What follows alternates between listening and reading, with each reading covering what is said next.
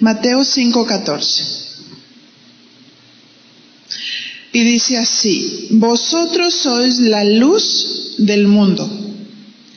Una ciudad asentada sobre un monte no se puede esconder. Y fíjese cómo está usando una ilustración natural. Dice que una ciudad asentada sobre un monte no se puede esconder, ¿verdad? ¿Por qué? Porque esa luz ha sido puesta estratégicamente en un lugar alto. Y también dice: vosotros sois la luz del mundo. Esta palabra mundo, del griego cosmos, se refiere a los habitantes o a la gente que viven en esta tierra.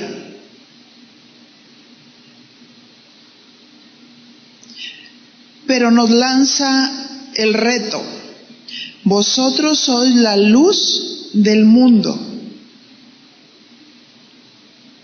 El creyente en Cristo es luz para la gente que no conoce a Dios. ¿Estamos conscientes de eso? ¿De nuestra misión, de nuestro mandato? Jesús, como la luz del mundo, nos alumbró el corazón, ¿verdad? ¿Cómo estaba nuestra vida? Estaba en tinieblas. Estábamos vacíos, porque el pecado nos causaba ese vacío en el corazón. Estábamos separados de Dios. Pero el Señor Jesús vino y nos alumbró. Alumbró nuestro corazón, para darnos luz, para darnos entendimiento, para darnos vida, para cambiar la dirección de nuestra vida.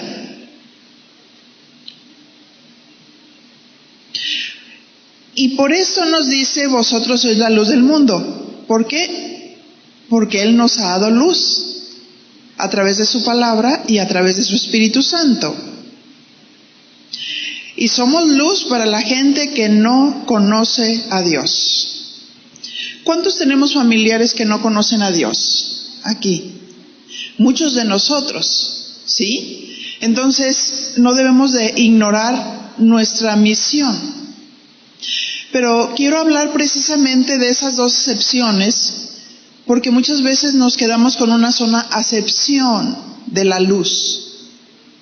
Y eso hace precisamente que retrase el proceso en relación a que la gente conozca a Dios, aún nuestros propios familiares que observamos cada día. Jesús, como la luz del mundo, nos alumbró el corazón y nos dimos cuenta de nuestras manchas, de nuestros pecados. Este mandamiento lo recibimos del Señor, porque es un mandamiento. Cuando nos dice que nosotros somos la luz del mundo y que reflejemos esa luz. Esta misión que Dios nos dio se considera la luz activa. ¿Qué hace la luz activa? La luz activa alumbra el corazón del hombre perdido. Y esta luz activa la observamos en Marcos capítulo 16, verso 15. Si nosotros entendiéramos este versículo, este mandato, esta luz activa, mucha gente tendría la oportunidad de conocer a Dios. Y el verso 15 dice, Marcos 16:15, y les dijo: id por todo el mundo y prediquen el evangelio a toda criatura. La luz activa es la predicación del evangelio. Es cuando predicamos el evangelio verbalmente. Diga conmigo, verbalmente. Ahora, ¿Cuántos predicamos el Evangelio? Es importante que nosotros no solamente lo sepamos. Yo les hago esa pregunta para concientizarnos a cada uno de los que estamos aquí presentes, porque hay algunos que dicen, pues salvo, siempre salvo. Yo estoy bien, estoy cómodo, yo conozco a Dios, y vemos nuestra familia perdida y vemos nuestros vecinos perdidos, pero no hablamos. Y Dios nos dio la luz activa, diga conmigo, activa. Porque tenemos luz, porque tenemos a Jesús, porque tenemos la palabra de Dios.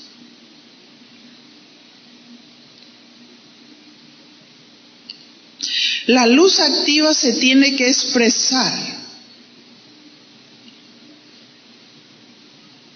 Porque cuando nosotros predicamos la palabra verbalmente, produce fe.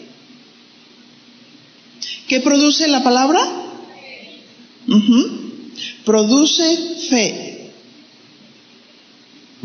¿Cómo oirán, dice Romanos, si no hay quien les predique? ¿Cómo oirán si no hay quien les predique? Diga, aquí estoy yo, Señor. Dios necesita sus instrumentos. Y esos instrumentos son aquellos que tienen la luz. No los que están en oscuridad, porque los que están en oscuridad no pueden alumbrar. ¿Cómo se expresa la luz? Nosotros como luz no tenemos luz propia. La luna no tiene luz propia, pero esa luz la refleja del sol. Dice la palabra de Dios que Jesús es la luz y el sol de justicia. Y esa luz la reflejamos de Cristo. Juan 1:8. Refiriéndose a Juan el Bautista. No era él la luz, sino para que diese testimonio de la luz. Juan el Bautista lo reconocía, que él no era la luz. Él había venido para preparar el camino del Señor. Pero él dio testimonio de la luz. Él hablaba de la luz, no hablaba de sí mismo, sino que hablaba de la luz, de aquel que iba a venir a alumbrar al mundo. Juan 1:9 dice, aquella luz verdadera que alumbra a todo hombre, venía a este mundo.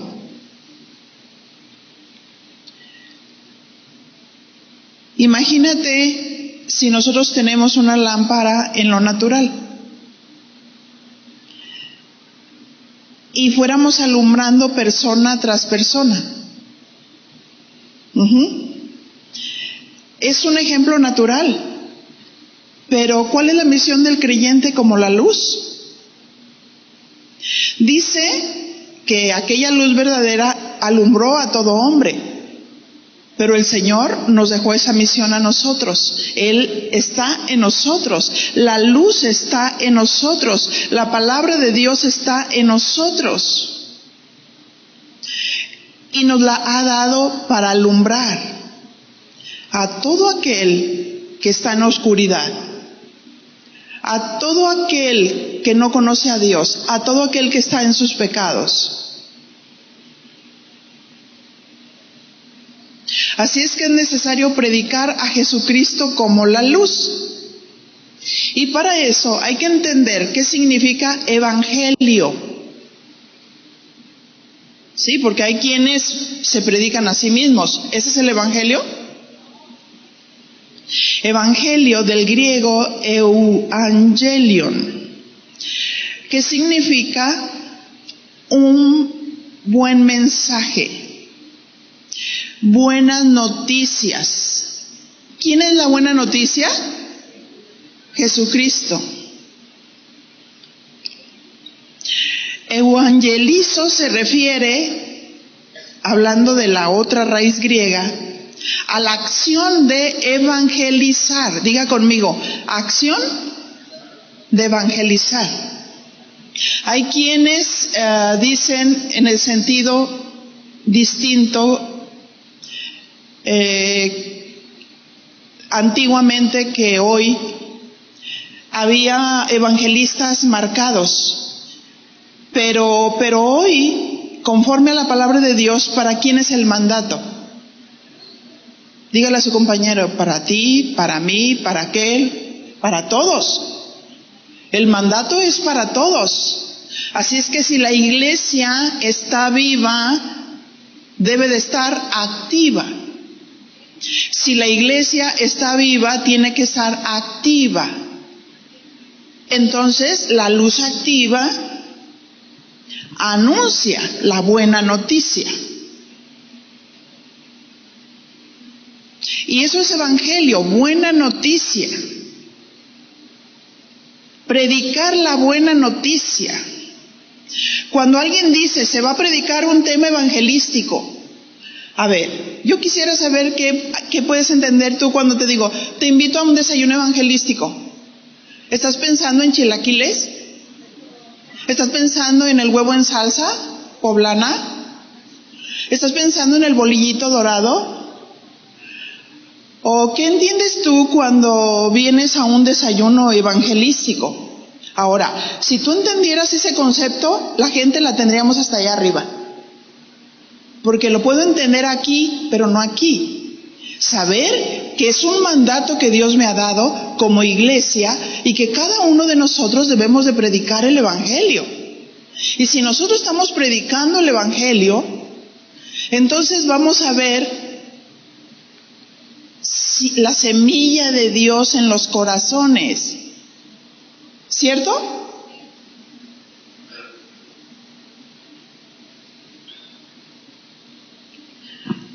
Así es que cuando decimos que se va a predicar un tema evangelístico, se entiende que se va a predicar sobre las buenas noticias. Y si se va a predicar sobre las buenas noticias, ahora mira a tu compañera y dile, ¿tú eres cristiana? Ok, entonces cuando vienes a un desayuno evangelístico, ¿cuál es tu fin? ¿Vienes a desayunar o a escuchar un tema evangelístico para volver a nacer de nuevo? Si no eres nacida de nuevo, esa respuesta es correcta. Pero si tú ya eres nacida de Dios y tú vienes a un desayuno evangelístico, ¿cuál es tu fin? ¿Rellenar un lugar? ¿Hacerme ver que hay muchos? O si estamos entendiendo nuestra misión, mujeres de entre amigas. ¿Estamos entendiendo nuestra misión? Porque Dios es bueno. A través de 3 semanas donde tenemos cafecitos, nosotros estamos recibiendo temas para madurar, para crecer. Y una vez al mes, estas 3 semanas nosotros deberíamos de estar evangelizando, ¿sabe? ¿Sí? Deberíamos de estar evangelizando. De tal manera que predicamos el evangelio, estamos orando por la gente. Señor, quítale las barreras para que pueda ver tu luz. Y empezamos a sembrar la semilla de la palabra de Dios. ¿Cierto? Así es que cuando se va a predicar sobre las buenas noticias, y las buenas noticias es que Jesús nació, pero no se quedó niño. Jesús creció, pero Jesús murió. Jesús murió en una cruz. Se sacrificó por nosotros. Esa es la buena noticia. Jesús vino. Jesús es el Salvador. Entonces cuando hablamos un tema de evangelismo, significa que Jesús es la buena noticia. Que Jesús murió. La gente que no conoce a Dios debe saber cuál es la buena noticia. ¿Por qué Jesús nació? Porque algunos todavía tienen a Jesús ahí colgado en una cruz, pero Jesús todavía está en esa cruz. ¿Por qué? Porque resucitó al tercer día conforme a las Escrituras. Amén. Dios está vivo. Él resucitó, ya no está muerto, murió, pero resucitó al tercer día. Y estamos predicando un Jesucristo, un Dios vivo. Amén. Ese es evangelio, esas son las buenas noticias. Así es que cualquier tema que yo hable de evangelismo tiene que ver con la obra de la cruz. Por ejemplo, la justificación, la redención, la sustitución. Pero todo tiene que ver con estas doctrinas fundamentales que hablan de la obra de redención y una humanidad perdida. Ahora, si digo que voy a predicar un mensaje evangelístico y predico un mensaje y mi tema es, en este día les voy a dar un tema sobre la amargura, ¿es evangelístico? No, es un pecado, es una condición del hombre. Pero mi centro es la obra de la cruz, ¿cierto? Porque la gente necesita salvarse.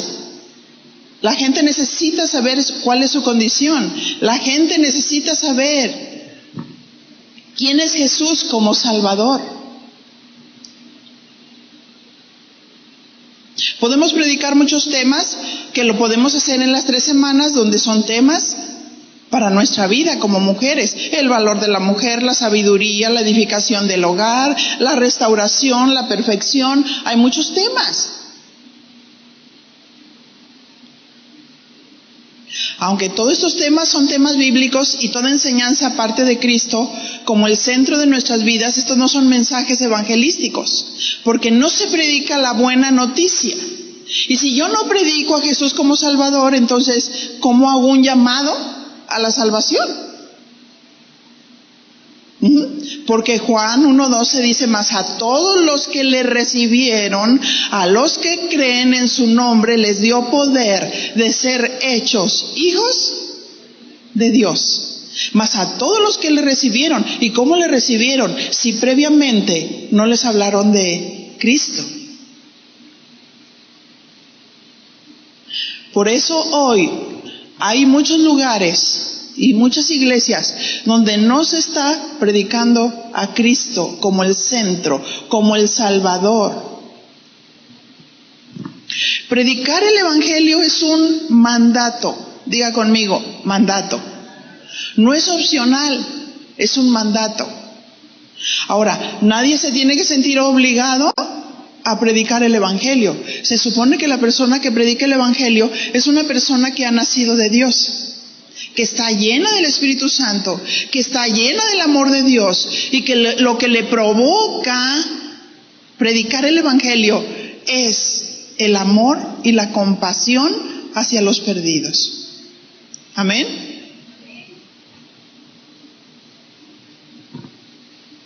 Cuando Dios dice id, esa palabra está en imperativo y dice id y predicar el evangelio a toda criatura, es un mandato. Así es que cuando queremos ganar a alguien para Cristo, predicamos sobre la buena noticia, predicamos sobre Jesús, predicamos sobre la obra de la cruz.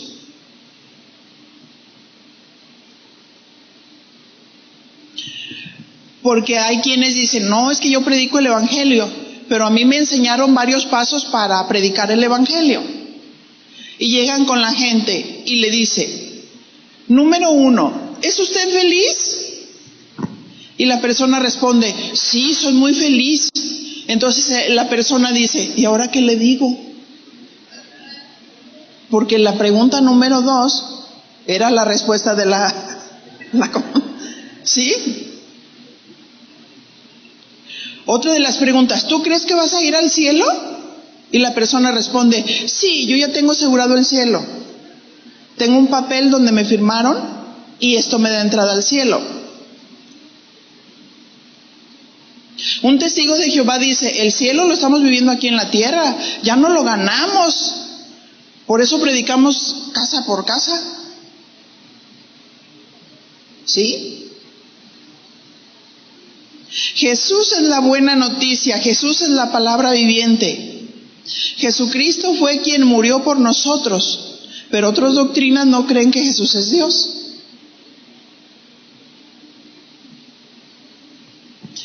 Y te predican del cielo, y te predican qué número eres. No, es que solamente 144,000 van a ir al cielo. Y yo les pregunto, ¿y tú qué número eres? Si son 144,000, entonces los demás estamos perdidos, ¿no? La doctrina de la sustitución. ¿Qué significa sustitución? Poner a alguien en lugar de otra persona. Eso es sustitución. Muchas de las personas, hace algunos años que empezó el Instituto Bíblico, decían ellos que querían cursar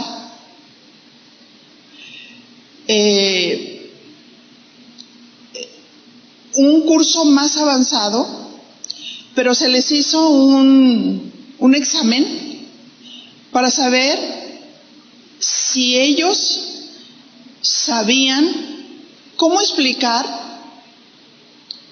todo ese tipo de doctrinas. Y tristemente no sabían. Y les dijeron, no, si tú quieres empezar, vas a empezar con las doctrinas fundamentales.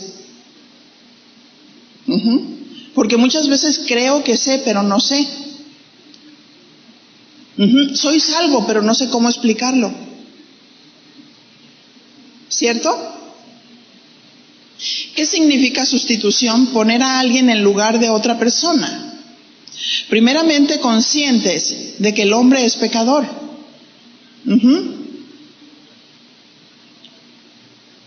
Romanos 3:23, por cuanto todos pecaron. ¿Cuántos pecaron? Todos pecamos. Dice, y están destituidos de la gloria de Dios. Están destituidos de la presencia de Dios. El pecado causó una separación entre Dios y el hombre. Nuestra condición era de pecado. Pero Dios vino y dijo, están perdidos y llenos de pecado. Y no podrán vencer el pecado. Porque las buenas intenciones no logran vencer el pecado. ¿Cuántas jóvenes cometen un error de casarse con un yugo desigual?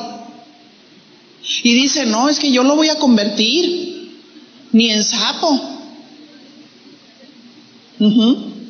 Y de pronto se dan cuenta que se casaron con un yugo desigual, que significa pensamiento diferente, y las promesas buenas que le hizo no las puede cumplir, y aún desde la noche de bodas, desilusión. Porque todo lo que aprendió fue basura, hasta cómo tratar a una mujer en su noche de bodas. Híjole, qué tremendo, se me enchina la piel. Así es que el hombre está perdido y se da cuenta que por sus buenas intenciones, aunque diga, no, mira, no me voy a ir con mis amigos, termina con sus amigos, dedicándole más tiempo a los amigos que a su esposa, que a sus hijos. Le dedica más tiempo a los vicios. Y por más que le promete a la esposa que ya no más, va a estar en esa dirección porque está destruyendo a su familia, termina deslizándose en el pecado. Y el Señor vio todo esto y dijo, la humanidad está perdida.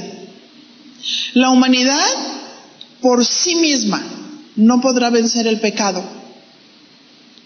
Desde el momento en que nuestros primeros padres pecaron, nos heredaron en los genes el pecado. Y nadie puede vencer el pecado por sí mismo, ni por muchas obras que hagamos. Por eso el Señor dijo, he decidido tomar su lugar. El Señor Jesús tomó nuestro lugar. Ese es un sustituto. Él sabía que nosotros no podíamos vencer el pecado, pero entonces Él dijo, yo tomo su lugar. Porque como hombre, aunque le costó, pudo vencer el pecado. ¿Quién de nosotros habíamos podido vencer el pecado? ¿Podría surgir algún moralista que dice, no, espérame, yo no tomo, yo no fumo, yo esto, pero hay otros pecados que lo dominan?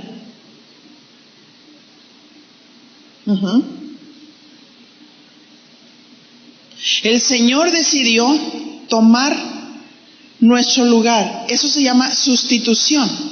Solo yo podré soportar la humillación, el dolor, los golpes, el maltrato. El Señor Jesús pudo, con la ayuda del Padre, con la gracia.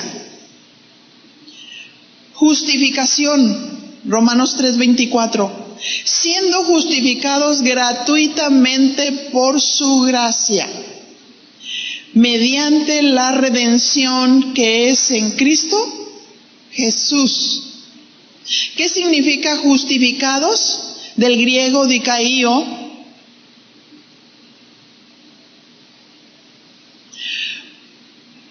mostrar o considerar como justo o inocente a alguien que es culpable. Justificar es tomar a alguien como justo o inocente a alguien que es culpable. Ahora, ¿nosotros éramos inocentes? Éramos culpables. ¿Quién merecía morir? ¿Quién merecía la humillación? ¿Quién merecía los golpes?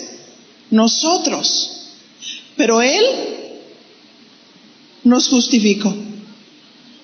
A través de su sacrificio y de su muerte en la cruz del Calvario,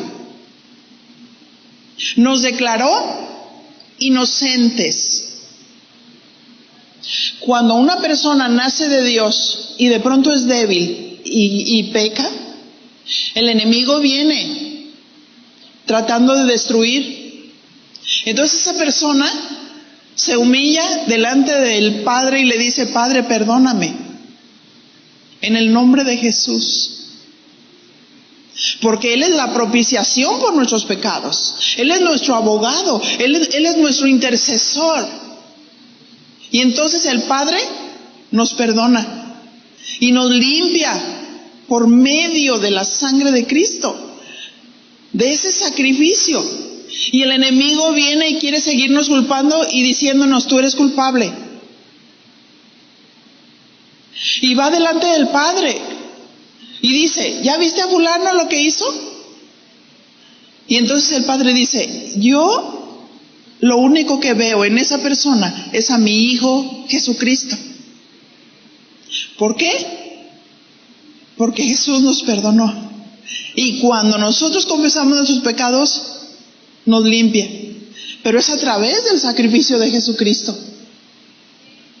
Nos declara inocentes. Imagínate todas las deudas que teníamos. Como una persona que puede tener muchísima deuda y dice, es impagable, debo muchísimo dinero. Sin embargo, una persona es movida a misericordia y le dice, no me debes nada.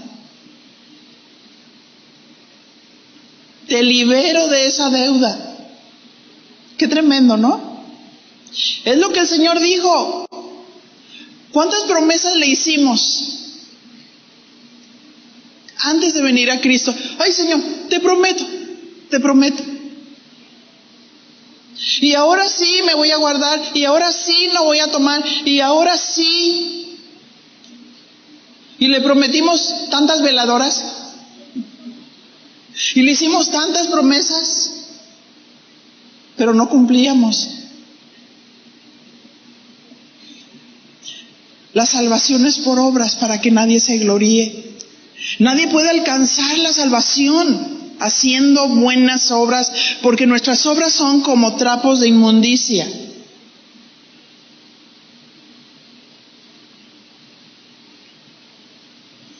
Dios nos presentó como inocentes, eso es justificación.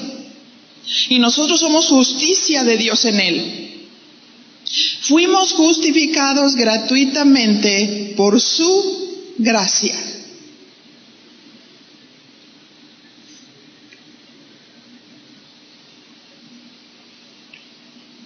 Efesios 2:8 y 9.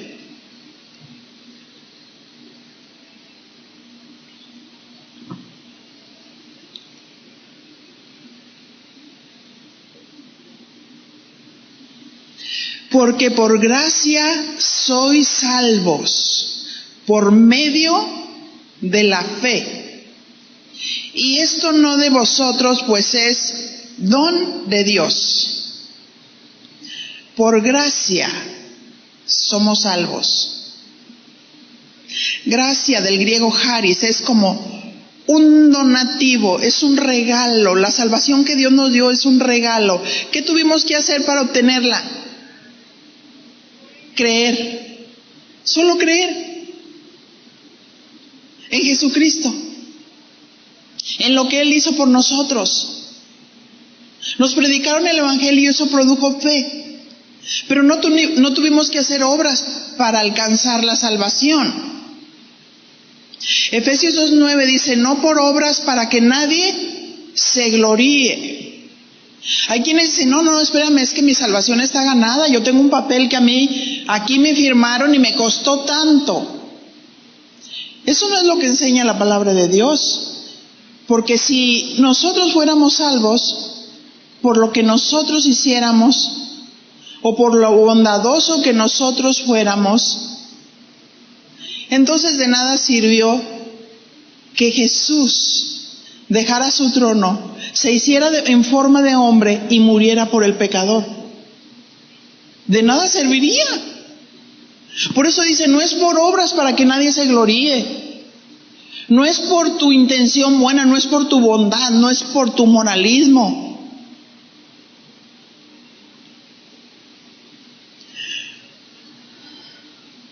La salvación es un regalo que Dios nos da. Y cuando alguien no conoce a Dios, aunque tenga una religión, el Espíritu Santo viene y le convence de la verdad y les dice, es que tú eres pecador, pero ahí está mi hijo, ahí está el Padre que te ama, ahí está la oportunidad que te estoy dando para que me conozcas, para salvarte de tus pecados, para salvarte del infierno, para salvarte de este mundo malo. La otra palabra es redención. ¿Qué significa redención del griego apolútrosis?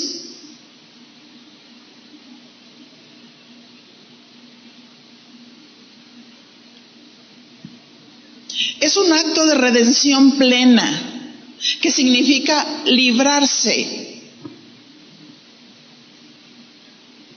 Pero también viene otra palabra, rescate. Rescate. ¿Cuántas personas han sido secuestradas? Pero no pudieron rescatarlas. Y pedían un precio alto. Pero nadie pagó.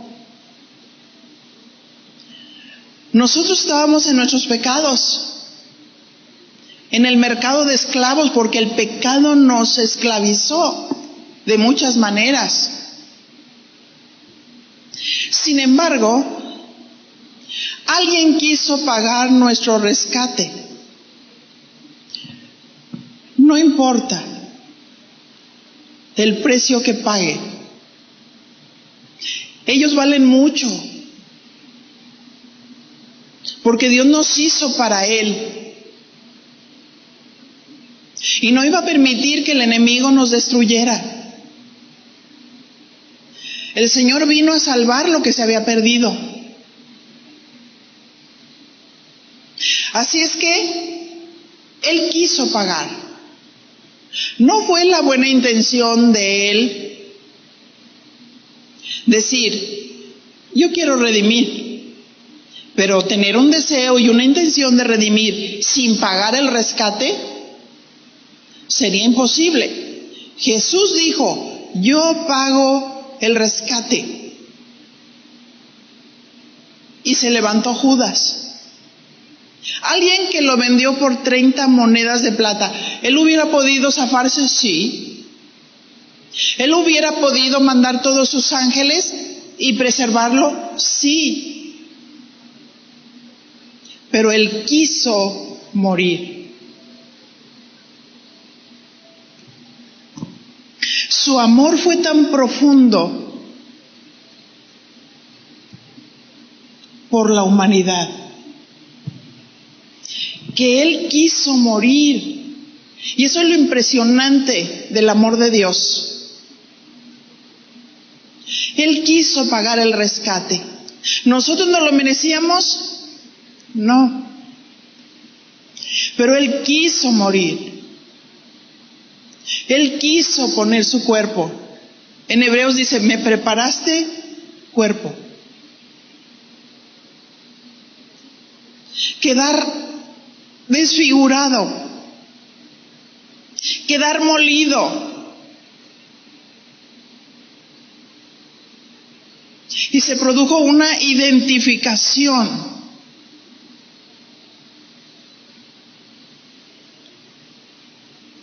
Por eso es importante saber evangelizar,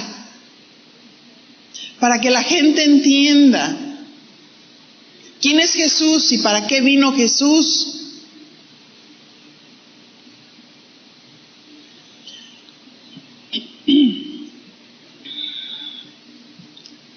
Así es que redención es la acción de redimir, pagando un precio por ese rescate.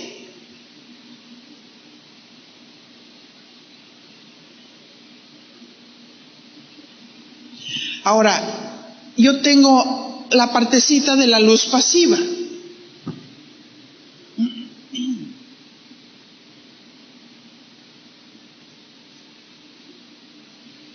Pero yo no quisiera continuar sin dar la oportunidad. Si aquí hay una persona que dice, pues sí, a lo mejor yo ya tengo tiempo, yo tengo viniendo o tengo una religión, pero no tengo a Jesús en mi corazón. Si hay alguna persona así, a mí me gustaría en ese momento brindarle la oportunidad de la salvación. ¿Hay alguna persona así que pueda levantar su mano para orar, por favor?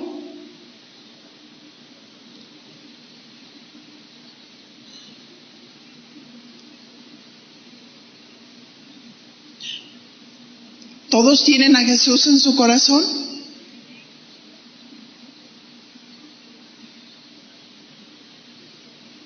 Bien.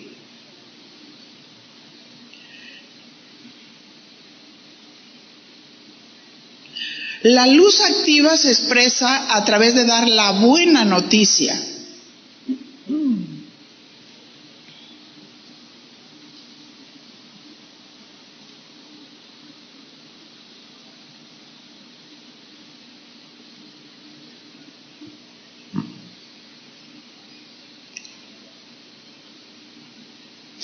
Cada hombre y mujer deberíamos de llevar la luz activa, la predicación del Evangelio, para que mucha gente conozca al Señor y sea librada de su vana manera de vivir. Y también podamos vencer las obras de la carne. ¿Cuál es la luz pasiva? Mateo 5:14.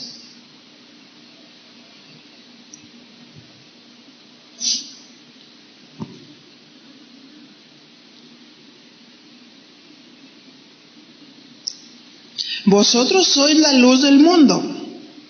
Una ciudad asentada sobre un monte no se puede esconder. Encontramos las dos acepciones. Por un lado está la luz activa, que es anunciar el evangelio a toda criatura, y la otra acepción es predicar en nuestra casa con el ejemplo.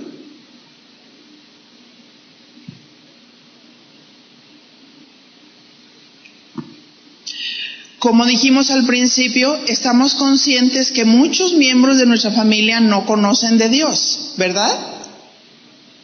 No profesan la fe cristiana. La pregunta es, ¿en dónde colocamos nuestra luz? Dice que una luz asentada sobre un monte no se puede esconder. Es clara y es visible.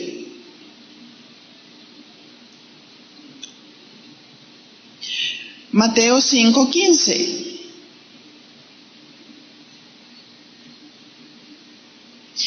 Ni se enciende una luz y se pone debajo de un almud. En otra versión dice debajo de la cama, ¿verdad? Sino sobre el candelero.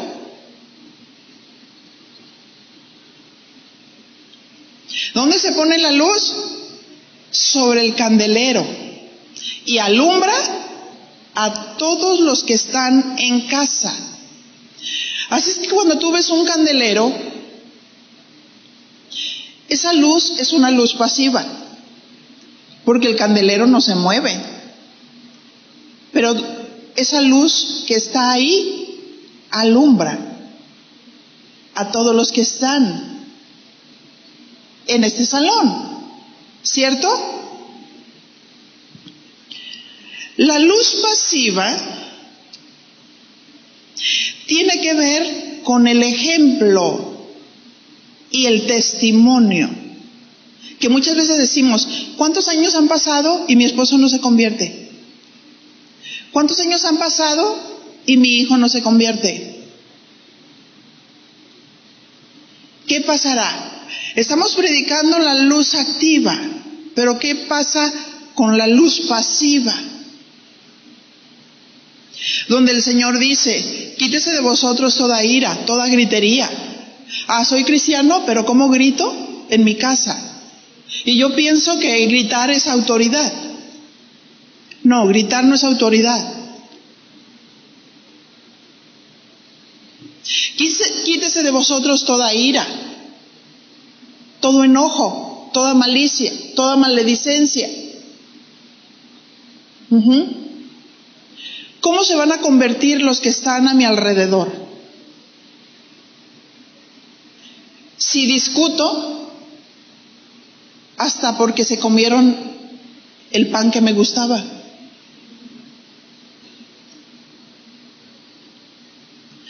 ¿Qué sucede en los hogares que dicen que son cristianos? Y ese hogar, en lugar de parecer un pedacito del cielo, parece un pedazo del infierno.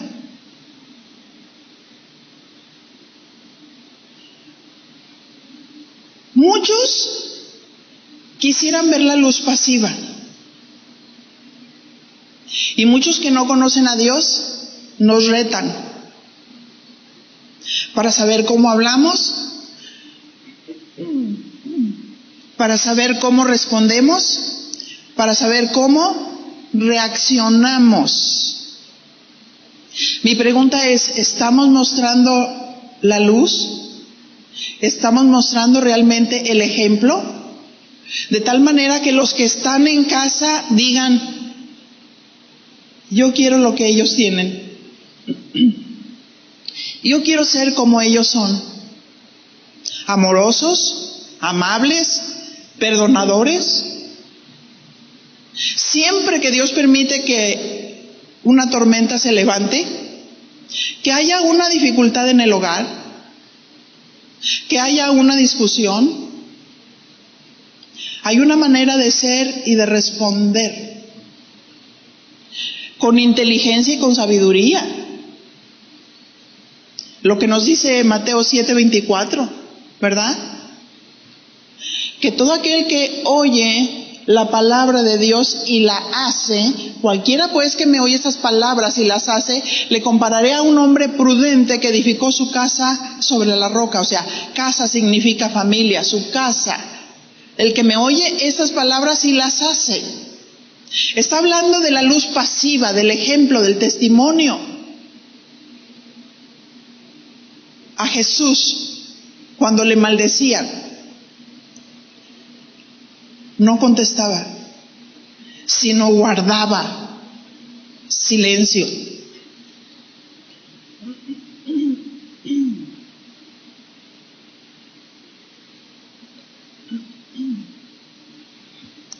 Así es que un hombre prudente, una mujer prudente es inteligente, es entendida, es cauta, es observadora,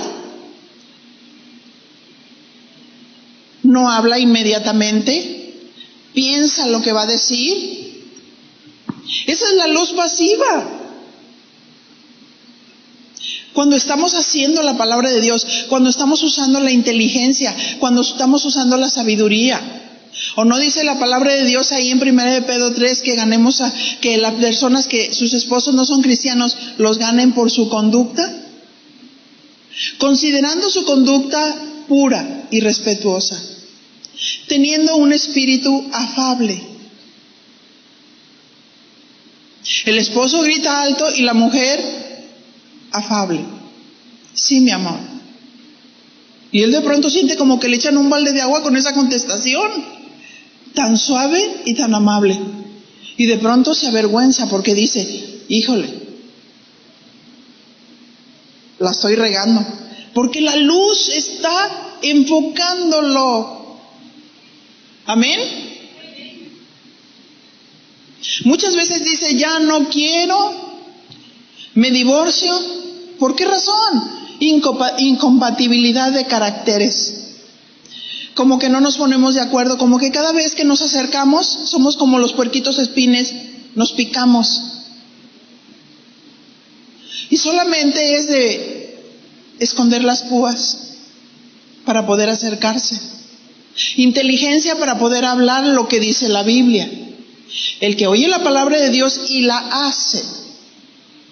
Eso es la luz pasiva, cuando sabemos usar inteligentemente los principios de Dios.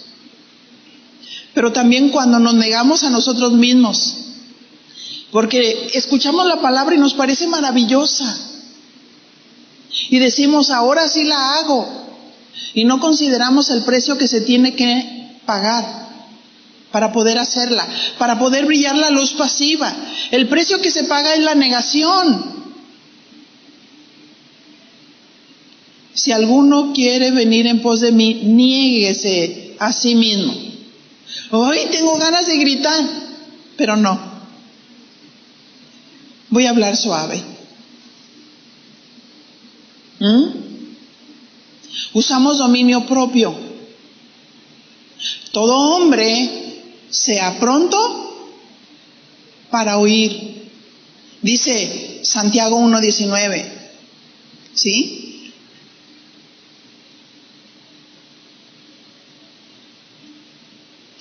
Tardo para hablar y tardo para airarse.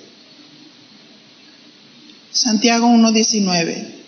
Por esto, mis amados hermanos, todo hombre sea pronto para oír, pero el que primero grita es el que le falta sabiduría y prudencia. Pero el que primero escucha es el que tiene la luz pasiva.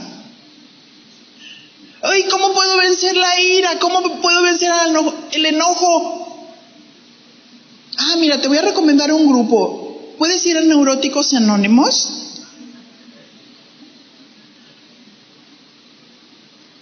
Y te enseñan una técnica buena. Te suben ahí al estrado y tienes que desahogarte. O ve y escóndete en un rincón y agarra una almohada y muérdela y golpéala. ¿Eso es lo que Dios dice? No, el que quiera seguirme, tome su cruz y niéguese a sí mismo. ¿Qué es?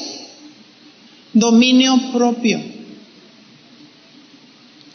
Si quieres hablar pronto, cállate. Aprende a escuchar. Este es un ejercicio que se tiene que estar practicando constantemente. Esa es la luz pasiva. Diga conmigo, luz pasiva. La luz pasiva es el ejemplo, es el candelero que alumbra. Es cuando alguien lo ve y dice, yo quiero la luz. Quiero estar cerca de esa persona porque me transmite el paz. Quiero estar cerca de esa persona porque aunque ve que la adversidad se levanta, sabe cómo solucionar sus conflictos. Quiero a Cristo. Y quieren seguir a Cristo.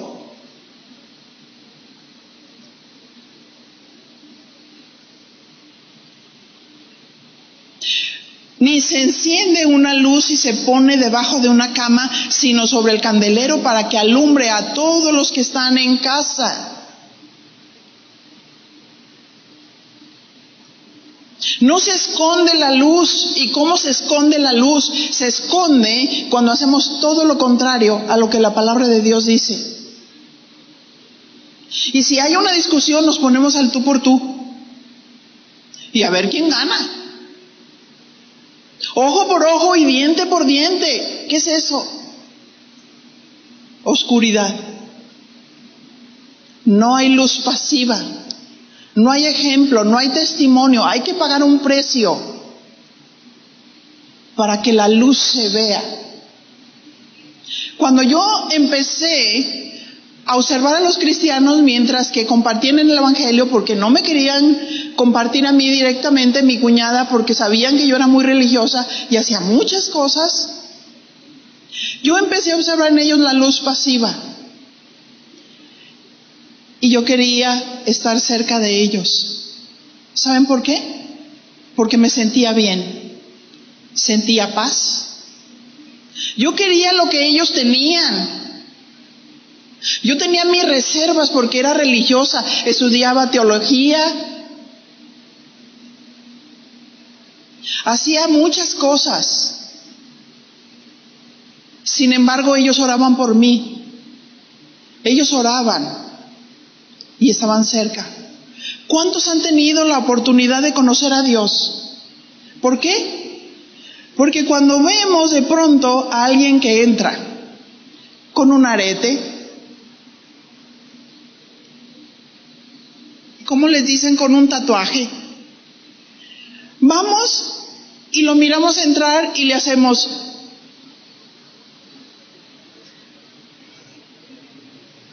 ¿sabes que Satanás está ahí? ¿Ustedes creen que así es la predicación del evangelio? ¿O es tomar a esas personas, amarles y presentarles el evangelio? ¿Por qué el rechazo? ¿Que nos creemos muy espirituales? ¿Y le cerramos la puerta a la salvación por su apariencia? Híjole, ay de aquel que sea un tropiezo. ¡Qué tremendo!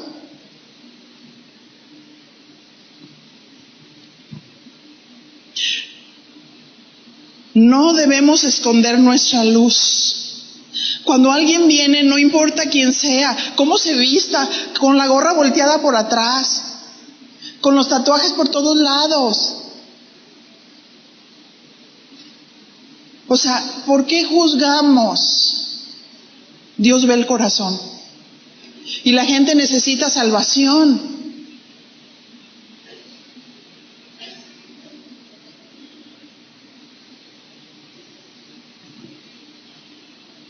Hay quienes esconden su luz en su casa. Se intimidan ante las amenazas de los familiares. Ay, no digas, no digas que eres cristiano. Somos de la secreta. Una cosa que yo aprendí cuando me convertí es que mis líderes me dijeron, no mientas. Tú eres hija de Dios. No escondas la luz. Y cuando llegó el tiempo de testificar, yo dije, conocí a Dios. Conocí a Dios y me cambió y me transformó y empecé a testificar.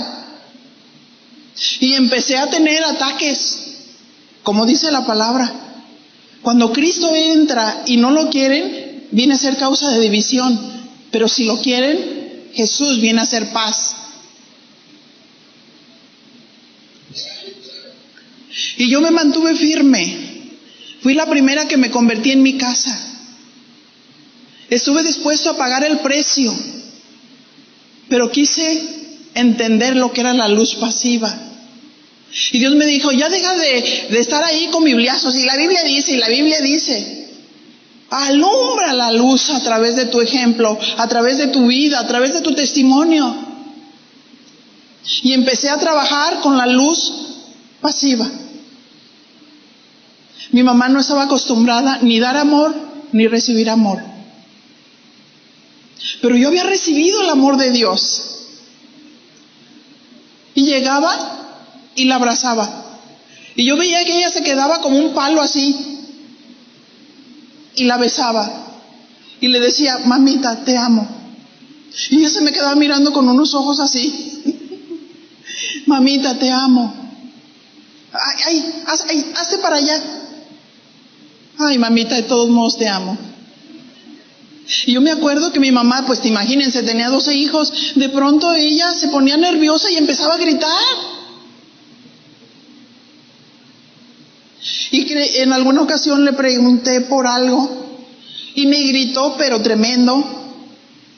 Y en eso volteé y le dije, gracias, mamita. Y ella se me quedaba mirando con unos ojos así grandes. Tenemos a Cristo. La luz pasiva se tiene que expresar. Y yo empecé a ganar a mis hermanas y a decirles, necesitamos mostrar la luz pasiva, el ejemplo. Vamos a ser trabajadoras en nuestra casa. Vamos a dejar todo limpio. Que no haya ningún pretexto para que nos impidan seguir a Dios. Porque cada vez que yo iba a salir, mi mamá le pasaba algo. Se enfermaba y me decía, me voy a morir. Y Dios me daba palabra de sabiduría. Era una bebé, pero tenía a Dios. Y mamá decía, es que yo me voy a morir por tu culpa. Y ella era religiosa, pero nunca iba a su religión. Y yo le decía, mamita, mírame a los ojos. Dios te ama. Y quiero decirte algo. Dios es el dueño de la vida y de la muerte. Y tú no te vas a morir, tú vas a vivir porque Él es Dios. Tú no puedes tomar tu vida en tus manos. Y se sanaba. Siempre era una situación de batallar, pero yo le decía, mamita, te amo. Tú sabes que te amo. Tú sabes que yo te voy a obedecer en todo, pero voy a seguir al Señor. Y cuidaba mucho la actitud de decirlo de una manera amorosa, respetuosa. Y Dios empezó a manifestar con muchos milagros en mi casa.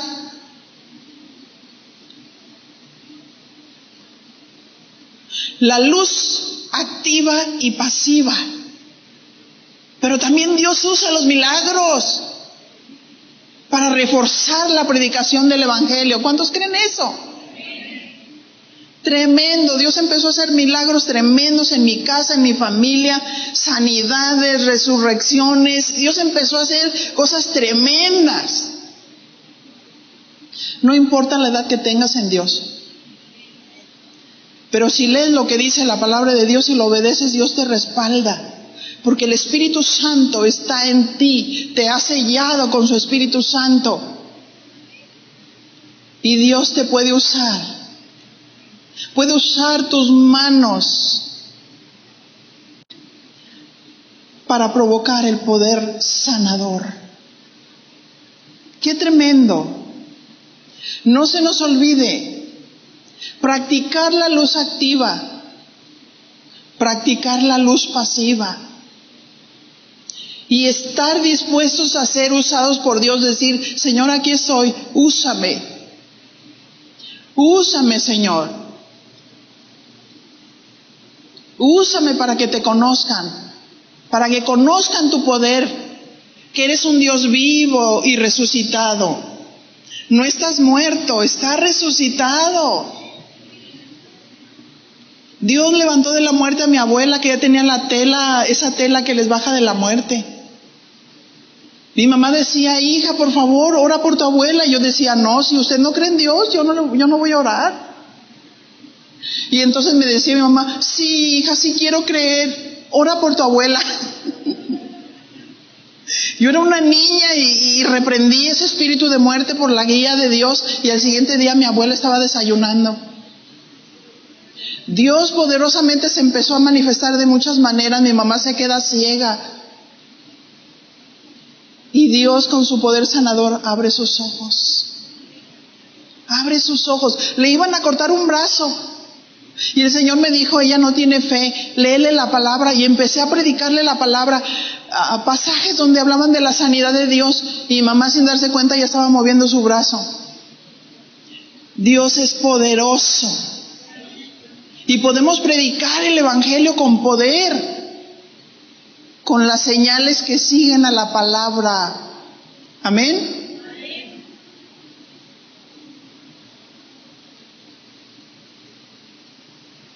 ¿Hay alguna persona aquí que está enferma? Algunos del cuerpo y otros de la mente. Pásenle aquí, por favor. Aquí está el poder de Dios, el poder sanador. Pero también vamos a estar orando para hacer compromisos. Señor, yo quiero ser la luz pasiva. No solamente quiero predicar el evangelio y seguir en oscuridad. Mientras que empiezan a venir, dile al Señor, yo quiero ser la luz pasiva. Oh, mi Señor, quiero ser ejemplo. Señor, no quiero esconder esa luz, no quiero morirme en mis pecados, mi resentimiento, mi falta de perdón, mi separación con mis familiares. No, Señor, yo quiero ser la luz pasiva, estoy dispuesta a pagar el precio. Deja de sentirte víctima, si no, no vas a poder ser la luz de Dios. Levante sus manos y dígale, Señor, aquí estoy. Aquí estoy, Señor. Tócame. Tócame, Señor. Imponga las manos usted.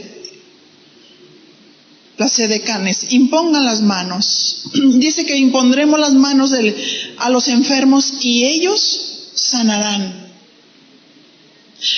En el nombre de tu amado Hijo Jesús, oh mi Señor, que tu poder sanador repose sobre cada persona que está aquí presente, conforme a la obra preciosa que tú ya hiciste en la cruz del Calvario. Llevando toda dolencia, llevando toda enfermedad, en el nombre de Jesús, en el poder del Espíritu Santo. Pero si alguno hubiere cometido pecado, en ese momento es el momento de confesarlo. Que no haya ningún impedimento para que la sanidad de Dios fluya. Arregla tu corazón con el Señor y dile, Señor, aquí estoy. Reconozco mis pecados. Oh, mi Señor, perdóname. Perdóname, Señor. Pero también te pido que me sanes. Señor, sana mi cuerpo. Sé que no hay nada imposible para ti. Te entrego esta enfermedad. Y te pido, Señor, tu toque divino. Ahora, mi Señor, me comprometo contigo para ser tu testigo, para poder hablar de lo que tú haces, de lo que tú eres capaz de hacer. Y yo seré una evangelista, aquella que abre su boca, aquella que proclama tu salvación y tu sanidad. Porque para ti no hay nada imposible, Señor, no hay nada imposible. Tu toque divino, Señor, Tu toque divino, Padre, en el nombre de Jesús. No importa si es una enfermedad incurable, pero Dios es poderoso. Dios es poderoso y quebranta toda enfermedad. En el nombre de Jesús, en el poder del Espíritu Santo, Él puede secar toda enfermedad. Él puede construir lo que está deshecho. Él puede limpiar lo que está contaminado. En el nombre de Jesús, en el nombre de Jesús, Señor, recibimos de ti porque eres bueno. Señor, recibimos de ti porque eres maravilloso, eres bondadoso, eres compasivo y eres misericordioso. Oh, mi Señor, cantaremos tus obras, tus maravillas. Lo anunciaremos porque sabemos que tú estás vivo. Tú estás vivo, Señor. Tú estás vivo, Señor.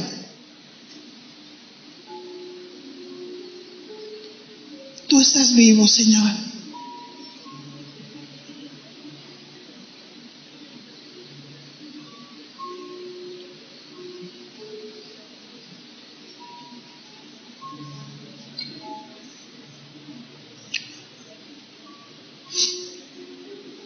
No sé para quién sea esta palabra, pero el Señor dice, a ti te digo, no mientas más. Porque mi intención contigo es buena, dice Dios. Y vive según mi verdad. Vive en verdad. Vive con transparencia. Deja la mentira, dice tu Dios.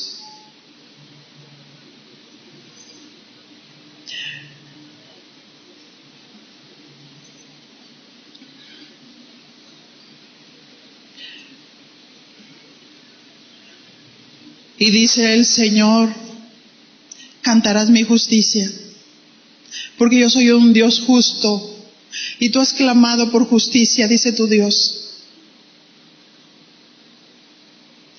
Y yo me encargo, dice Dios, no temas. Yo me encargo, dice Dios. Yo tomo el caso en mis manos. Porque yo soy tu Dios fuerte, poderoso. Yo soy el Dios que saco a la luz lo que no es, para establecer mis verdades y mis intenciones correctas. No te preocupes, descansa en mí, dice Dios. Reposa, porque estoy aquí cerca.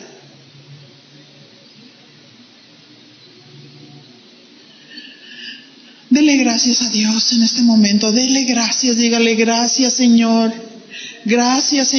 porque tú eres perfecto, tú eres lo mejor que he conocido. Señor, no caminaré sola, caminaré contigo de la mano. Y dice el Señor, te guardaré y te protegeré. Extenderé mis alas para poner cobertura sobre ti. Y te sanaré, dice Dios. Y tú podrás ser luz aún para aquellos que te han afrentado. Con esa paz, con esa tranquilidad y con ese descanso en mí. Muchas gracias, Señor. Muchas gracias. Gracias. Dele gracias. Y las personas que están cerca, den un abrazo a estas personas. Ustedes son los brazos de Dios. Ustedes son los brazos de Dios. La intervención divina está